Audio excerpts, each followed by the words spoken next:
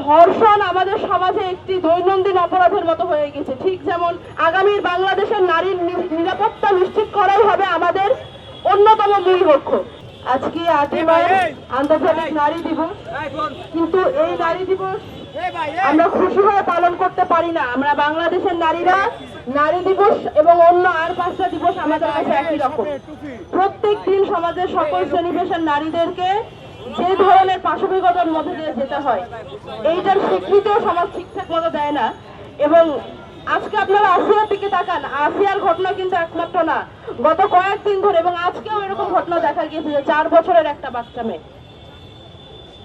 ধর্ষণ আমাদের সমাজে একটি দৈনন্দিন অপরাধের মতো হয়ে গেছে। ঠিক যেমন রাস্তাঘাটে ছোট বাচ্চাদের মারামারি, ঠিক তেমনই আমরা দেখতে পাই যেন অহরহ ধর্ষণ ঘটছে চারিদিকে।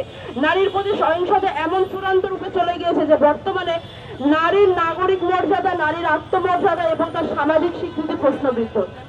এনসিপির পক্ষ থেকে আমরা বলতে চাই, জাতীয় নাগরিক পার্টি এনসিপি নারীর সকল ধরনের মানবিক মর্যাদা, নাগরিক মর্যাদা স্বীকৃতি দেয়, স্বীকার করে এবং আমরা দলীয়ভাবে বিশ্বাস করি যে নারী এবং পুরুষ সমাজের সমান সুযোগ এবং অধিকার পাওয়ার যোগ্য।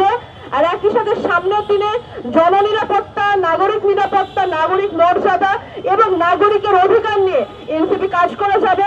সামনের বাংলাদেশে শুধু আসিয়াই নয়, এর আগে তনু, নুসরাত থেকে শুরু করে যতজন বেগমগঞ্জের সেই গৃহিণীর কথা আমার মনে পড়ে আজকে এখানে দাঁড়িয়ে, যারা যখন সহিংসতার শিকার হয়েছেন এই সমাজে, এনসিপি ভবিষ্যতে তাদের সকলের বিচারের জন্য দাবি রাখবে।